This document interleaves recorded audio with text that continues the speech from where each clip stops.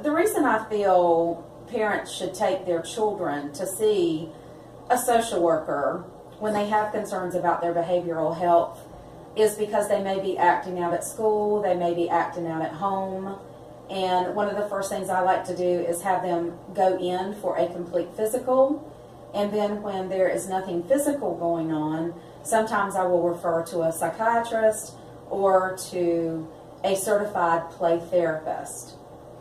I also will work with parents on developing routine, consistency, and stability, because I have found working with families over the years that those are the three things that are lacking a lot of times in a family.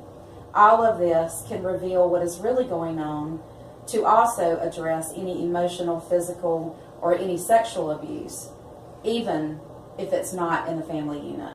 What type of treatment do you administer to adolescents? What modality do you normally use? Well, I'm a behaviorist. Early on, I had opportunity to look at some operating conditioning, and I know we don't do a lot of that now, but Skinnerian principles.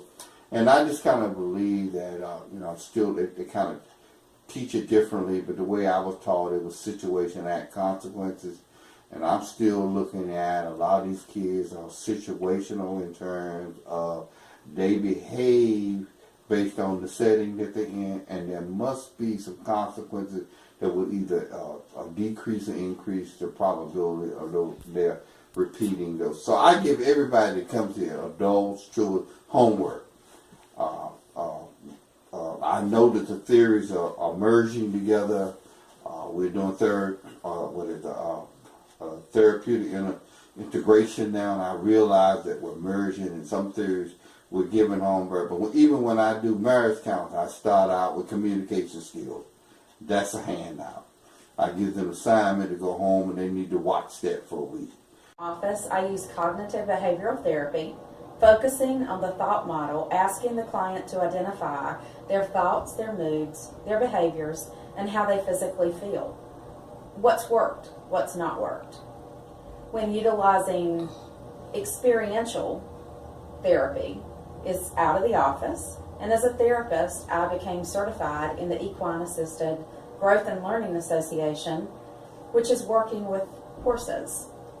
Clients have their own experience with an animal, sometimes working individually, sometimes in a group. How powerful when someone who feels that they have no power moves a 1,200-pound animal with their energy. Okay, Janine, go ahead. Okay.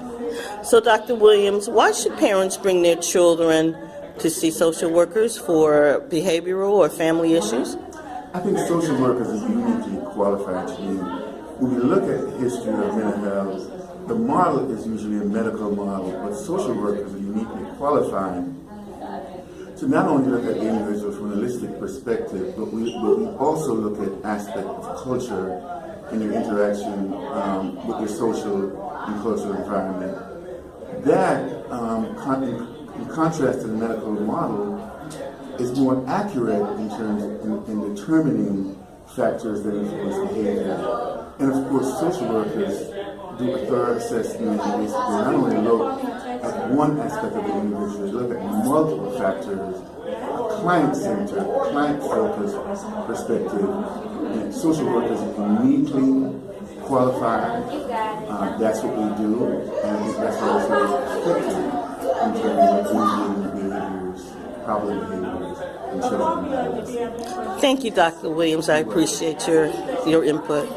Paula, please tell me, why do you think that parents should take their children to see social workers if there's family issues or behavioral issues? I'm glad you asked. I've been thinking a lot about this for a long time, and I have come to the conclusion that for most children, Good enough parenting is good enough.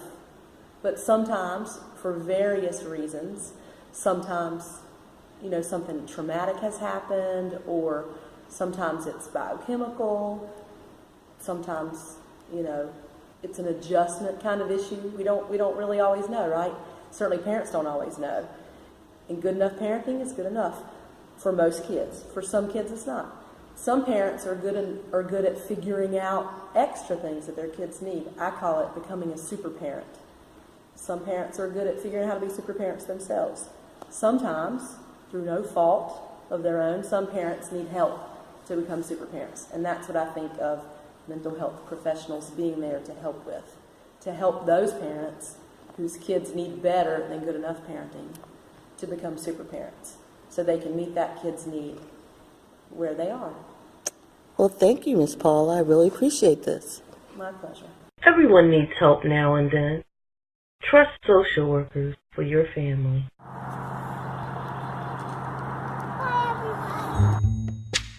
When the night has come and the land is dark and the moon is the only light we'll see, no, I won't be afraid. Oh, I won't be afraid. Just as long as you stand by me. And darling, darling, stand by me. Oh, stand